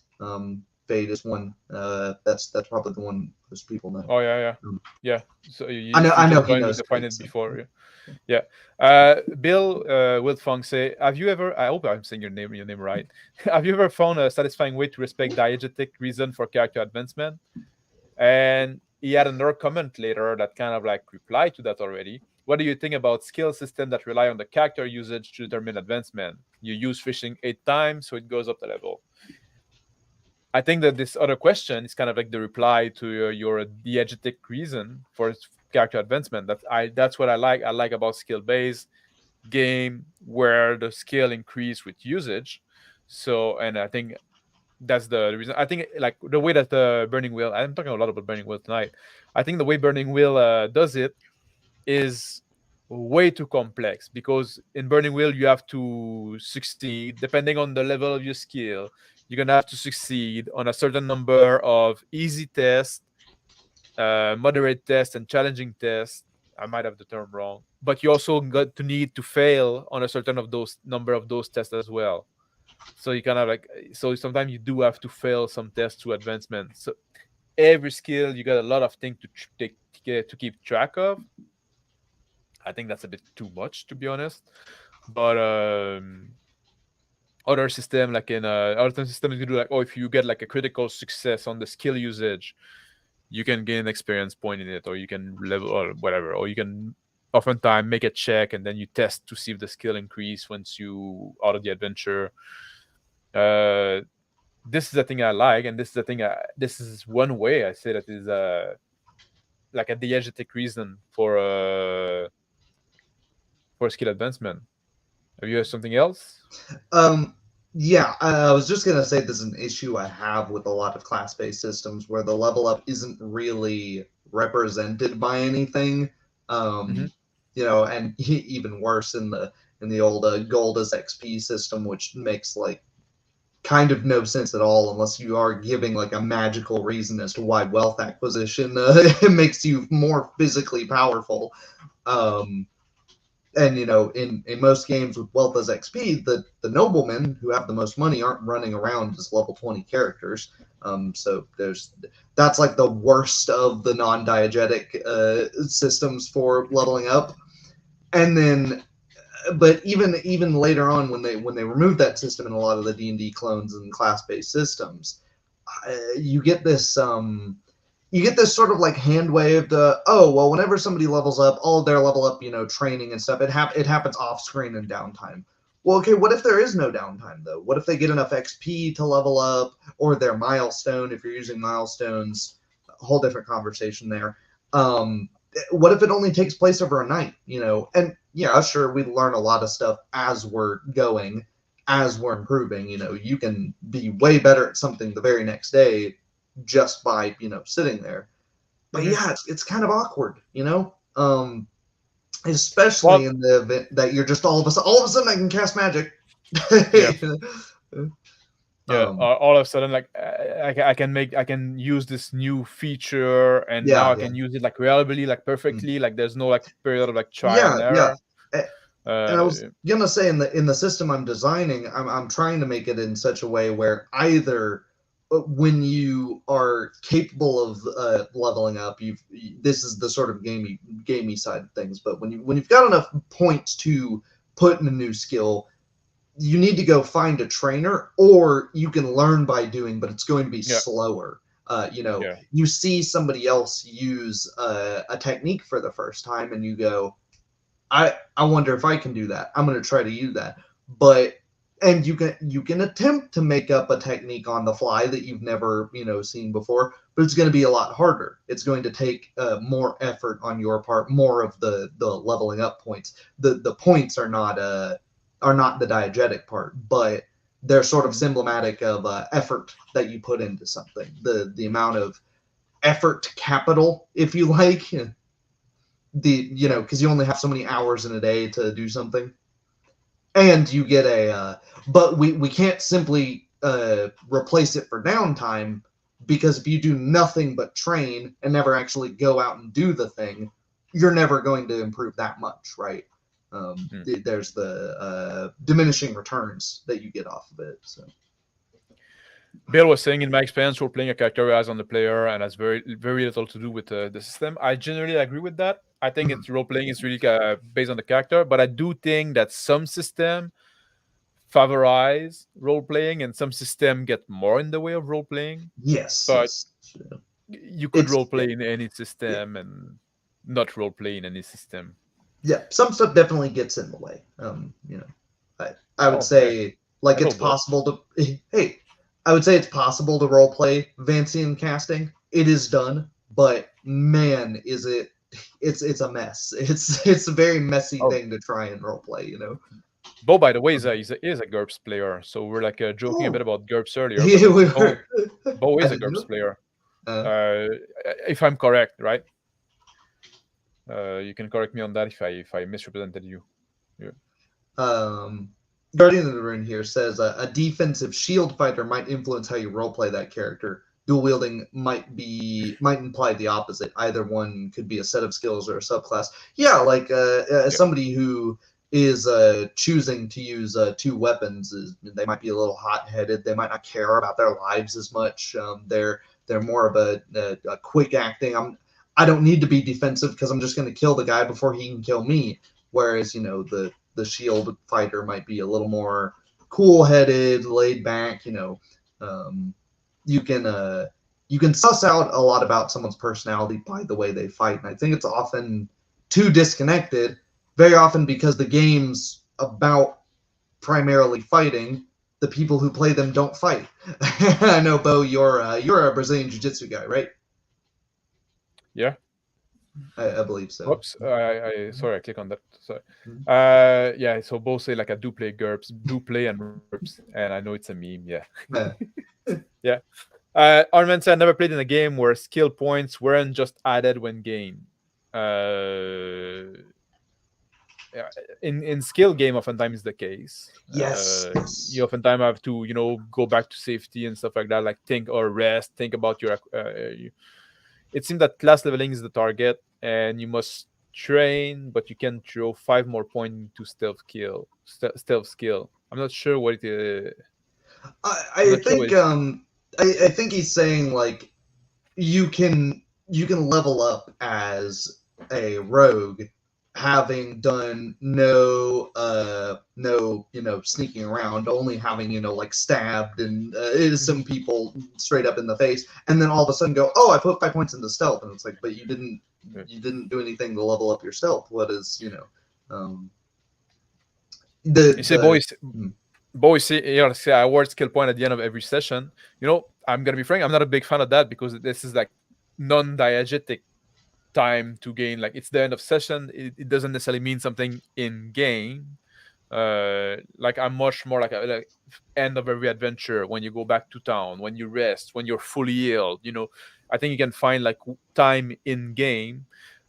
Obviously, if you do it at the end of the session, the player can think between game where they're gonna put those points, so you don't have to break during the game. But what about a hybrid of the two though? You at the end of the session you let them know you've gained 2 skill points, but you will have to go to a trainer or you have to spend yeah, time putting them into. That way they can think about where they want to put them, but it's more the character. It's also the character thinking, let's go to I want to go to town and get better at this thing or what have you.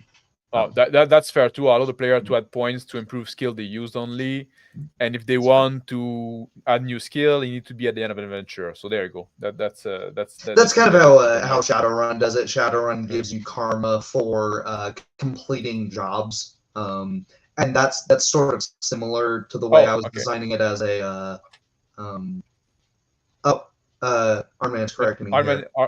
Arman is the class thing. No, you expect class-based game to have to train, but skill-based system can just add the points that they are. Nobody expects them to train. Yeah, Gotcha. well, Yeah. because like I guess in usually in a skill-based game, if you train, you're gonna be able to gain skill point without going. It's kind of to gain like extra skill point. But the thing Mm, is, like the progression in skill-based game is usually much more gradual. In class-based, the progression comes big chunks. So that's why like usually like people say, oh, you need to train. Like, it's kind of like I say, like you're not gonna suddenly become like that much better at something all of a sudden. mm, But yeah, I see your point. Or people, you see, like you say, well, it may seem unfair and stuff like that. But yeah, you're gonna get like 1 point in the skill. It's not a and again in Pendragon, your skill only improves during the winter phase, so it's between adventure only. So and mm. it's assumed that during this time you're training, you're thinking about what you learned during your season adventuring and stuff like that. So there's that. Yeah. And so there's anything to say else about like the role playing and build? Um. Hmm. Because I don't know, one more question. Hmm. Is there one of those type of game between class based, skill based, and aspect game that is more suited for one shot or short play, short campaign, Hmm. and one that is better suited for long campaign? That's a tricky one. Um. I can start if you want. Yeah. What are your thoughts on that? Yeah, I think I'll need some time. I haven't thought about that one at all. I think that I think class base shine in long campaign because you can have like a lot of like dramatic improvement. You can have like those the character from level 1 can be much different than they are Hmm. at level like at level 20 can be much different than they were at level 1. You have like this big power curve there. Because in a skill based game, it's much more incremental, like the skill are increasing like much slower, and it's not going to be as dramatic because you know those big class feature that come in regularly and stuff like that. Like the change is much more subtle. In the long run, your character might kind of feel a bit samey. But I'm someone that prefer usually like shorter campaign. I'm not a guy who's gonna run a Steam campaign for 6 year. Um, so aspect base, I think that would be like almost for one shot or for like because it's so quick to make your character. You pick 3 aspect and stuff like that, and usually I don't know, like a lot of them like don't even like really handle progression that well or that much. Um, Yeah, so I and say, almost but I'm not like the most familiar with the aspect base. So yeah, yeah. put a caveat in there, like put an asterisk. It's same, but that's my impression as well as someone who also doesn't have much experience with them. I see what you're saying now. Yeah, I would say when you pick in a class-based system, you already have the whole list of like this is the stuff you get to look forward to. Yeah, So if you that's play a true. one shot, there is that sort of feeling of I'm never going to be able to see this. So we're Hmm. playing a one shot at level 5. Well, this class gets their really good, cool stuff at level 6. So why would Yeah, I ever play that? Because we're not going to get to level 6. that's a, So that's a very good consideration as well. Yeah, yeah. So I mean, like, oh, we're playing a one shot at level 5, and this character gets their like big class, because sometimes in order to prevent people from just dipping into things, they'll put the big class defining features further down the list. Like a hmm. gunslinger in Pathfinder doesn't get dexterity to range damage until level 5. That way, Oh wow. not every archer just goes, "Oh, I put a level in gunslinger so I can, do dex to damage with my bow." Hmm. Um, so that can be a consideration, yeah, with the one shots, but likewise, yeah, it can be very much more of a slow burn with the skill based systems, and it's almost by design in systems like Shadowrun, where you are supposed to be able to just pick your character up and pop them into anyone else's game, because there's not as severe a level of progression. Yeah. And The power curve is much you more know, crunched down. yeah, Both make a counterpoint here. Like point by games can take so long, but like that's yeah, point by game, which is not like, let's say, yeah. like skill That's based is like point by is one way to do your skill based game. But that's part of like character creation, which we didn't talk much about. Like we talk a lot about like life path kind of character creation, and we talk a bit about priority with yeah, Shadowrun. yeah. I briefly mentioned I think the more of these that you combine into a hybrid system, the Yeah. longer the character creation tends to take. Because I mean, two games that I've mentioned tonight quite a few times, Hmm. Shadowrun and Pathfinder, are two games where it takes a really long time to make a character, or it can anyways, Yeah. and they're skill based and class based. And So to be fair, yeah. there's the same thing as well with the Pendragon. Making a character it can be quite fast, but usually you're expected to do also like the story of grandfather and your father, Mhm. Yeah. and that can take a bit of time. Mhm. And in Pendragon, you don't have that much character advancement in your character, but like the game's a lot about like who you know and Mhm. Mhm. getting higher up, like getting more important and getting glories, getting better known. It's a lot of a social progression in a way, and then you play the children, and so there's all this cycle there. So I guess that works fairly well for long-term play, but the game aim you in a different direction in a way. Mhm. But yeah, for GURPS, I could see where you want to say like, well, you know what? I fucking took like a 15 hour to make this character. Yeah. I don't Mhm. want to. Yeah. I don't want to use it. But like a Yeah. game like Call of Cthulhu, Mhm. it's fairly fast to make character. It doesn't take that long. Mhm. Yeah, that's No. true. Yeah. Yeah. Um, And a game like Traveler mm, doesn't take too long to make a character, especially since you were expected to roll. mm, But also they don't do the character progression that much either. yeah. I So think the rules for it are entirely optional. yeah. So yeah, I would say I would say that's almost like agnostic to the system because we could point out skill based games where it takes really long to make a character. We could point out class Yeah. based games where it takes really long to make a character, and vice versa. So I would say that Well, yeah, class-based game can be are generally like pretty fast to making a character if you start at level one. yes, that's true. But Yeah, um, it's when people start like, oh, yeah, we make a character level 7. Well, yeah, then it's yeah, gonna take quite a bit of time. yeah. But like the point you made about like, yeah, the class feature being like delayed into multiple Mhm. level, you can feel like, well, you know what, maybe I didn't get to experience that much of that class Yeah. by doing a Mhm. one shot or by doing a 5 session campaign. And some, if you are doing a one shot at level one, there are some, like original D&D. Would anyone ever play a wizard? Probably not, because wizards by design sucked at level one. Paladins. This is something I thought about earlier, which we didn't really mention. It used to be the case that different classes level up at different rates. Yeah, Paladins used to be like objectively overpowered at first glance, and then you realize they level up the slowest. yeah. So there's a situation where it was like, well, I would just play a paladin because I'm not going to level up, so I'm not seeing the Yeah, main downside of the and there was class. also like some class at level limit. Like the elf could Yeah, only get yeah. to I forgot which level. 10, I On top of think. my Yeah, head, yeah, 10. Yeah. mhm, So, but like then you say, well, we're only gonna play like yeah, probably until level 5 or 6. So yeah, then you just play the elf, and yeah. you have like no fucking restriction. And And like you'd never play a monk because the monk's main benefit was that they keep gaining health past level 10, unlike everybody else. yeah, So yeah. Uh, let's see.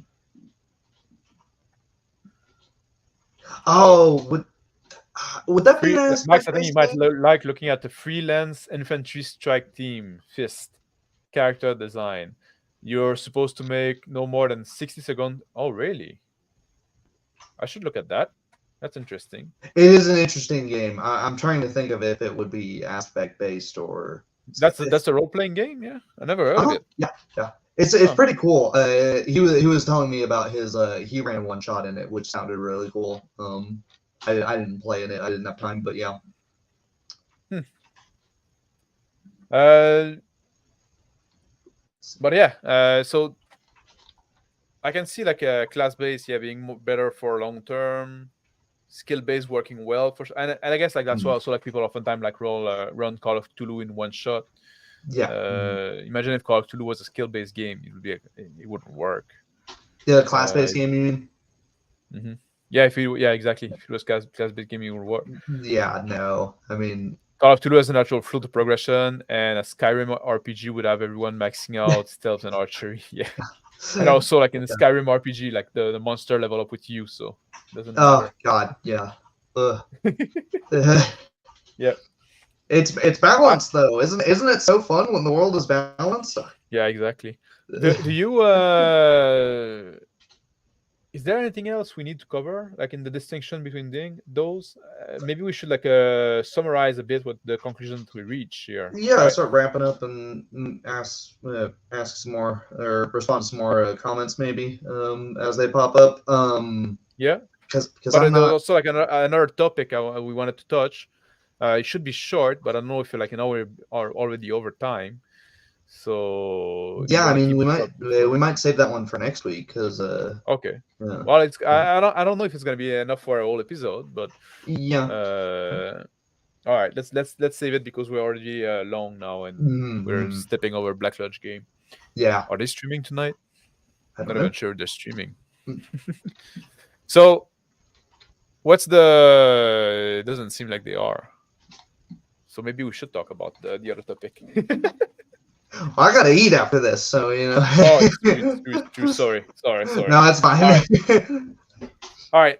So class base. The danger is the build. They allow you to get a big power curve. A lot of change from when you start to your end character. Potentially faster character design. Faster character creation. Mm, If you care about balance, it might be easier to balance in a mm, way. If you want to make sure that every player at the table has experience that fit his character, that's going to be easier as well. So I guess that's a big point of the class base. mm. Anything else? And then, yeah, I'm pretty sure. You can sort of know what you're getting when you look at it on the tin. You don't have the decision Yeah, paralysis. yeah. You can decide in advance what you want, but that Yeah, that's also become yeah, leading to the yeah, build. yeah, yeah. Danger is that when you allow multi-classing, that's gonna like exacerbate that quite a bit. You'll get some oddball characters that if you don't explain them in Yeah, the universe, then yeah. you'll start asking questions as a person. And you can have like the niche protection where like every Yep, player have their yeah, yep, every that's true. character has their time to shine. But on the Uh, flip side, you'll have the one guy who might be pigeonholed into playing the cleric yeah, or the whatever healing class there is, even if he doesn't want to. Um, uh, yeah, yeah, and then you'll have the times where it feels like some of the characters can't really do anything in the scene because they just don't have the tools to be helpful. yeah. So And also the the choice that you make, the class that you make doesn't necessarily inform who your character is that much because they're so broad. yeah, yeah, um, So there's that like level based system, yeah. You a need to skill have based system. yeah, Yeah, yeah. like yeah, you have the skill based system. You're gonna have usually like a slower, more gradual progression. Not necessarily slower because you can have like little, but more incremental. I guess Mm-hmm. would be the word progression. Usually the power curve is gonna be crushed down quite a bit. There's not gonna be as much difference between like the top level character and the lower level. Well, if there's level, but you know what I mean. Just like a matter of speech. Your skill, that's the skill that you get, oftentimes like more diegetic in the sense that they're aligned to what you do in the game. What you do in the game is what inform how your character is going to evolve. What else? You Things can be a little more organic too, in that you can have someone who is good at things that you might not expect someone in their main profession to be good at. You yeah, might not. it give you a little more freedom. Yeah. Yeah, and I think like the skill that you get does inform who your character is more. Mm, So yep. it gives you like you can get an idea of who your character is, and then you can find justification like, oh, how come you get like some computer skill, and then say, well, I took a course in college, like, and wasn't Yeah. my thing, so I'm not very good at it, but I got some, It's like easier to answer the micro level question than it is to answer the macro question macro. of, yeah, why do you have this whole, why do you suddenly have, the ability to shoot fire out of your hands? Yeah, that's a little Mm. strange, but Yeah, and oftentimes also like they're a little more manageable because you don't have like the player doing like that much crazy stuff when you're a real skill mm, based game when everything is gonna be skill yeah, use. yeah, You're not gonna have like as much like game breaking, like, oh, I can I can use this spell in this way, and then it's all yeah, weird. yeah. Yeah, Magic is usually a more toned down. little yeah, more toned down or more. I guess that's something we didn't mention is that magic in a skill based system is usually less hard, as in the rules of the magic are less clearly defined in a skill based system, and it's sort of more, at least in my experience, when it's there, it's usually more up to rulings on the fly of what exactly does a 75 on fire magic mean? What does that mean you can Yeah, do? So that's yeah. a consideration. Bob and Minnie was asking what are the effect of party composition on party optimization with a skill based versus class based game. I think that's something we talked a bit earlier about like when in a skill based game, usually you're gonna get better by skill use. Mm. So your party is gonna be a little more homogeneous because if you take a lot of time doing one kind of activity, everybody's kind of gonna get good at Yeah, that kind of activity. yeah, and you Uh, can, if you won't need a healer in that the first time you need somebody, you will, hey, I'll try to help stitching this guy up, and then yeah. your medicine or heal skill or whatever it happens to be will improve, along with the guy who is the dedicated, doctor or surgeon or whatever. Hmm. So you'll be able to do something in a pinch. Yeah. Whereas if it's just absolutely shut off that no, you don't have healing magic because you're not a cleric, then you're kind of SOL. Yeah, and because like character are not defined by a class, they I feel like just that like it doesn't give like the impression of people that they need to have like this niche protection. Like, oh, I'm the guy. Like I like Hmm. it's expected that I'm the barbarian. I'm gonna go in front taking the hit. You know what I mean? Like Yeah. you lose a bit those expectations, so people are Hmm. more free to just play their character, like as a with a personality. It can, if you're not a fan of this, it can lead to a guy who's not specialized stealing the thunder of it's like, oh, I've made the surgeon doctor character. I'm gonna start stitching this guy up, and the other guy's like, oh, I rolled a 1 in a Yeah, percentile based system, or I rolled a 20 in a D20 system. Oh yeah, I said, and you're like, that's okay, but that's just that's consideration. part of the game. You Yeah, can yeah, always justify by oh you're yeah, in with clammy, you're yeah, stressed. It's yeah, the fight is whatever. yeah. Um, and the aspect based game, which is the one we talked the least about because Mm. we're both have the least experience with. Yeah. I think it's a good idea in concept. Mm. I don't know how well executed, like or like, and it relies so much on the player, on the group you are with. I think that's Yeah. the biggest downfall that it has. Mm. It can lead to Uh, too much out of character conversation, yeah, non-diegetic mechanics because it is so free form. yeah, too You much arguing and stuff like it's that. a very high trust system, and Mm, um, it sort of puts the cart before the horse in a way of it gives you the flavor, and then you attribute the mechanics to it while you're playing in a weird way. But I think there are mechanics and aspects of the aspect system that can be used in either the class or skill based system to yep. add some flavor to them. Yeah, I think it's a good thing to kind of cannibalize, like kind of like to Mm, make the hybrid yeah, system. yeah. It's not a bad idea. I think those general aspect, but and maybe it's just because it's maybe the newer of the tree, the newest Mm. of the tree. It definitely So has the maybe fewest games in it too. Yeah, So maybe just like a lack of familiarity. Maybe in the future it's gonna be we're gonna see it more, but yeah, yeah. And then, so far personally it didn't reach me yeah, that well. I can see the it, potential that it is, it feels but it feels awkward. yeah. Anything else you want to add before I let you go and eat? I don't think so. I think this was a really good conversation, good stream. Well, I hope it The was it gave like some food for thought to people yeah, listening. That yeah. it'd be useful for somebody. I don't know who's gonna be useful for. So if you're designing a game and you want Game to, design. Yeah, I'll say this would be yeah, more helpful to game designers or than if you players. or well, If you're stuck choosing, yeah, if you pick the next game you want to play as well, yeah, and I think there's value in that, like in knowing a bit about like game design stuff like that about that, like if because it helps you to understand like, oh, I'm looking at this game, you can ask what type of game yeah. is it, and then like okay, I have like those kind of expectation from that, Mm, so instead of just going blind all the time. So I hope it's gonna be useful to somebody, for people mm, watching, yeah, or at least if not, just maybe somewhat entertaining. entertaining. Yeah, Yeah. Thank you, Tyler, for joining me again, of and course. Thanks for having me. thank you for everybody that joined us live and that watch, Sure. and thank you for everybody that's gonna watch on the replay. Hmm. And again, thank everybody that subscribed and that helped me reach the 500 subscriber. That was unexpected.